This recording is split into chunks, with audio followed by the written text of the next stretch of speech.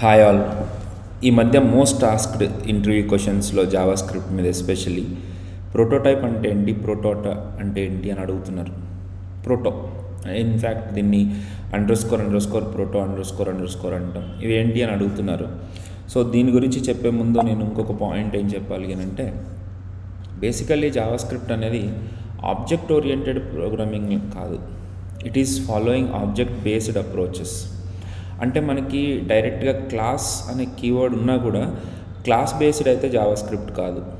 It is more of functional oriented language అనమాట. Functional programming ప్రిన్సిపల్స్ని follow అవుతుంది. అంటే ఆబ్జెక్ట్ ఓరియంటెడ్ ప్రిన్సిపల్స్ని అచీవ్ చేస్తుంది, కానీ అది ప్యూర్గా క్లాసెస్ మీద ఆ ఫీచర్స్ అన్ని డైరెక్ట్గా మనకి ఉండవు అనమాట. దీనికోసం పాపం జావా స్క్రిప్ట్ రకరకాల కొత్త పుంతలు తొక్కుతూ ఉందన్నమాట. రకరకాల వేస్లో ఇన్ఫ్యాక్ట్ దీన్ని ఇంప్లిమెంట్ చేస్తుంది. ఆబ్జెక్ట్ ఓరియంటెడ్ ఫీచర్స్ ఎలాగైనా కావాల్సిందే, అది లేకుండా అయితే మనం ఏం చేయలేము.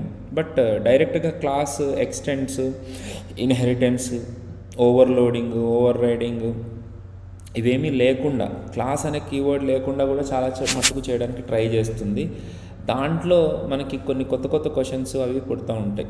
So I try my best to describe what exactly this regard అనమాట. సో మనకి ఇక్కడ జావా స్క్రిప్ట్లో ఒక చిన్న ఫంక్షన్ క్రియేట్ చేయగానే ప్రోటోటైప్ అనే ప్రాపర్టీ అనేది ఆ ఫంక్షన్కి క్రియేట్ అయి ఉంటుంది. అలాగే మళ్ళీ చెప్తున్నాను, ఏదైనా జావా స్క్రిప్ట్లో ఒక ఫంక్షన్ క్రియేట్ చేసామంటే ఆ ఫంక్షన్లో ప్రోటోటైప్ అనే ప్రాపర్టీ ఉంటుంది. బై డిఫాల్ట్ దాంట్లో నల్ ఉంటుంది. అదే ఇప్పుడు మనము __ప్రోటో__ తీసుకున్నాం అనుకోండి, ఏ ఆబ్జెక్ట్ని క్రియేట్ చేసినా ఈ ప్రాపర్టీ అనేది మనకు ఉంటుంది దాంట్లో, ప్రోటోలో. సో ఒకసారి చూద్దాం without doing much first. Let us see this. ఇప్పుడు నేను ఒక ఫంక్షన్ క్రియేట్ చేశాను. ఇక్కడ console.dir ఆఫ్ ఎంప్లాయీ అన్నప్పుడు దీన్ని లోపల ఏముందనేది ఒకసారి చూడండి. ఇక్కడ ప్రోటోటైప్ అనే ఒక ప్రాపర్టీ అయితే క్రియేట్ అయింది. నేను ఏం చేయలేదు అసలు దీంట్లో. ఈ ఫంక్షన్లో డెఫినేషన్ లేదు, ఆర్గ్యుమెంట్స్ లేవు, ఏమీ లేవు. జస్ట్ నేను ఆ ఫంక్షన్ డెఫినేషన్లో ఏముందని చూస్తే ఈ ప్రోటోటైప్ అనేది ఉంది. సో ప్రతి ఫంక్షన్కి ఈ ప్రోటోటైప్ అనే ప్రాపర్టీ క్రియేట్ అవుతుంది. Point number 1. రెండోది, ఒక చిన్న ఆబ్జెక్ట్ క్రియేట్ చేస్తాను. ఇప్పుడు console.dir ఆఫ్ OB1 అన్నాను. దీంట్లో చూస్తే మీకు ఈ ఆబ్జెక్ట్లో ___ ప్రోటో అనే ప్రాపర్టీ ఉంటుంది. అఫ్కోర్స్ ఇది ప్రోటో టైప్లో ఉంది, బట్ ఈ ప్రాపర్టీ ఉంది చూసారా. దీంట్లో ఏమున్నది తర్వాత సంగతి. ముందైతే డిఫాల్ట్గా ఆబ్జెక్ట్లోకి ప్రోటో అనే ప్రాపర్టీ వస్తుంది. ప్రతి ఫంక్షన్కి ప్రోటోటైప్ అనే ప్రాపర్టీ కూడా వస్తుంది. ఓకే, సో ఒక్కసారి ఈ ప్రోటో అండ్ ప్రోటోటైప్ ఎలాగ ఉపయోగపడతాయి, ఎందుకు ఉపయోగపడతాయి అని చూద్దాం. ఫస్ట్ థింగ్ ఏంటి అని అంటే, మీరు ఇంటర్వ్యూలో అడిగిన ఈ మాట చెప్పేసేయండి. Whatever the functions or properties we create under prototype of a function will be shared among all the objects అని చెప్పుకోవచ్చు మనం. సో ఇప్పుడు ప్రోటో ఎట్లా ఉపయోగపడుతుందో చూద్దాం. సపోజ్ ఇమాజిన్ మనము ఒక ఫంక్షన్ తీసుకున్నాము. ఆ ఫంక్షన్ అంటే పేరు ఎంప్లాయీ అనుకోండి. ఇది కన్స్ట్రక్టర్ ఫంక్షన్. దీంట్లో నేమ్ అనే ప్రాపర్టీ, ఏజ్ అనే ప్రాపర్టీ 2 క్రియేట్ చేసుకున్నాను. ఇంకొకటి DOB అనే ప్రాపర్టీ కూడా క్రియేట్ చేశాను అనుకోండి. ఎప్పుడైతే మనము var em1 is equal to new employee of, మీరు ఏదైతే వాల్యూస్ ఇచ్చారో అనుకోండి, అప్పుడు ఏమవుతుంది అని అంటే మనకి ఒక ఆబ్జెక్ట్ క్రియేట్ అవుతుంది. ఆ ఆబ్జెక్ట్లో నేమ్ అనే ప్రాపర్టీ, ఏజ్ అనే ప్రాపర్టీ, DOB అనే ప్రాపర్టీ కూడా క్రియేట్ అవుతుంది. మళ్ళీ అలాగే var em2 is equal to new employee అన్నారనుకోండి, అప్పుడు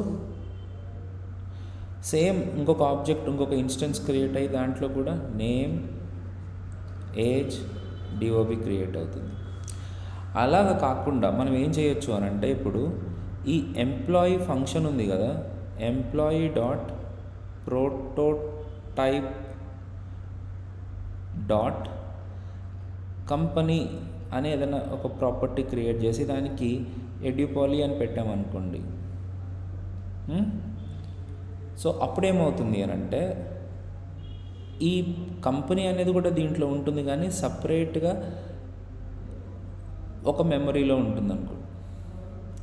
సో మీ ప్రతి ఆబ్జెక్ట్ ఇన్స్టెన్స్కి ఈ పర్టికులర్ వేరియబుల్ అనేది మనకి క్రియేట్ అవ్వదు.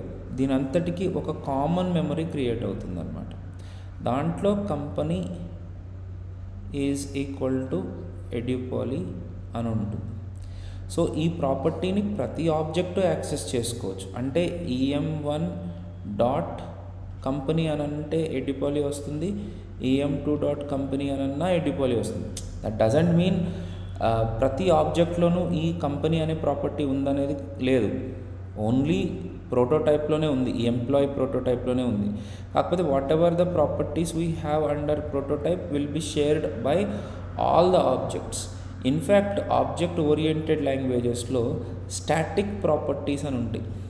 ఎస్పెషలీ ఈ స్టాటిక్ ప్రాపర్టీస్ గురించే మనము ఈ స్టాటిక్ ప్రాపర్టీస్ని మనము ఆబ్జెక్ట్ బేస్డ్ లాంగ్వేజెస్లో క్రియేట్ చేయడానికి, అంటే ప్రోటోటైప్ బేస్డ్ లాంగ్వేజెస్లో క్రియేట్ చేయడానికి మనకి ఈ ప్రోటోటైప్ ప్రాపర్టీ ఉపయోగపడుతుంది. ఎవరికైనా కొద్దిగా జావా తెలిస్తే prototype properties are equivalent to static properties of object oriented languages అని చెప్పవచ్చు.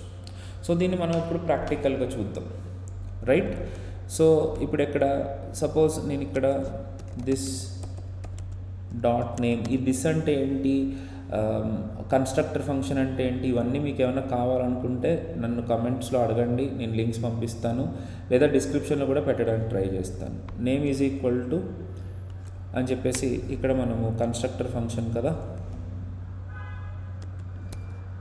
Name is equal to n this dot age is equal to a. So now నేను just where em1 is equal to new employee of Praveen comma age 41. అట్లాగే నేను ఇంకొక property కూడా create చేస్తున్నాను, ఇంకొక object కూడా క్రియేట్ చేస్తున్నాను, దట్ ఈస్ శ్రీకాంత్ 37. సో ఇప్పుడు ఇక్కడ మీరు చూడండి, what will be there in the console dot log of EM1 EM2 console dot DIR అని పెట్టుకున్నాం కాదు. సో దీని అవుట్పుట్ ఇప్పుడు కనుక చూస్తే మనకి ఎంప్లాయీలో ఏజ్ అండ్ నేమ్ ఉంది, EM2లో కూడా ఏజ్ అండ్ నేమ్ ఉంది. ఓకే, EM1 అని ఇచ్చానా? ఓకే, చూడండి ఇప్పుడు EM1లో కూడా మనకి నేమ్ ఏజ్ ప్రాపర్టీస్ ఉన్నాయి, EM2లో కూడా నేమ్ ఏజ్ ప్రాపర్టీస్ ఉన్నాయి విత్ దేర్ రెస్పెక్టివ్ వాల్యూస్. ఇవి రెండు వేరు సపరేట్ మెమరీస్. ఇప్పుడు నేను employee dot prototype dot company is equal to ఎడ్యుపాలి అని అన్నాను అని అంటే యాక్చువల్గా మనము యాక్సెస్ చేసుకోవడానికి చేసేసుకోవచ్చు. Console dot log of EM2 dot company అని అంటే మనకి ఎడ్యుపాలి అని వచ్చేస్తుంది, చూస్తే మీకు కనపడుతుంది. EM1లో కూడా ఆ ప్రాపర్టీ మనం యాక్సెస్ చేసుకోగలిగేటట్టే ఉంటుంది. కానీ మనకి యాక్చువల్గా ఈ EM1 ఆబ్జెక్ట్ EM2 ఆబ్జెక్ట్స్లో ఎడ్యుపాలి లేదు, చూడండి, కంపెనీ అనే ప్రాపర్టీ లేదు. మరి అది ఎక్కడుంది అని అంటే ఈ ప్రోటోటైప్లో ఉంటుంది. ఇదిగోండి ఇక్కడ చూసారా, ఈ ప్రోటోటైప్లో ఉంది. సపోజ్ ఇప్పుడు మనము ఈ ప్రోటోటైప్లో ఉన్న వాల్యూని మార్చేసామనుకోండి, employee dot prototype dot company is equal to మాన్యుమిట్స్ అని కనుక మార్చామనుకోండి, అప్పుడు నేను ఇవే రెండు వాల్యూస్ని మళ్ళీ మనం ప్రింట్ చేయాలని ట్రై చేస్తే ఇప్పుడు మాన్యుమిట్స్ అని వస్తుంది, రైట్? అంటే ఇక్కడ ఏమవుతుంది అని అంటే ఈ కంపెనీలో ప్రోటోటైప్లో ఉన్న కంపెనీ ప్రాపర్టీ వాల్యూ మనకి మారిపోయింది.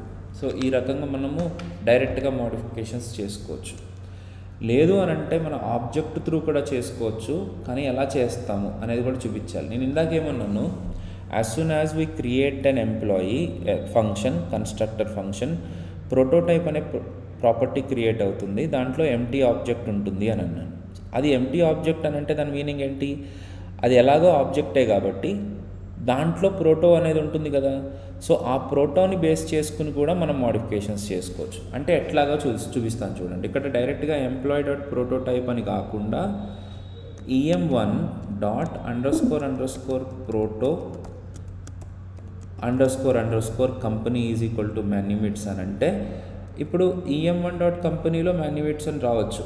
అట్లనే కాకుండా em2 డాట్ కంపెనీలో కూడా మాన్యుమిట్స్ అనే వస్తుంది చూడండి. మాన్యుమిట్స్ అని కాకుండా మనం ఏదైనా కొత్తది పెట్టుకుందాం, దట్ ఈస్ VLR ట్రైనింగ్ అనేది పెట్టుకున్నాం అనుకోండి. ఇప్పుడు చూడండి, నేను em1 అనే ఆబ్జెక్ట్ తోటి నేను కంపెనీ డీటెయిల్స్ని మాడిఫై చేసిన అది em2లో కూడా రిఫ్లెక్ట్ అయింది. ఎందుకనంటే em1 dot _ proto is actually pointing to the constructor function prototype. కాబట్టి డైరెక్ట్గా ఆ పర్టికులర్ ప్రాపర్టీనే మాడిఫై చేస్తుంది.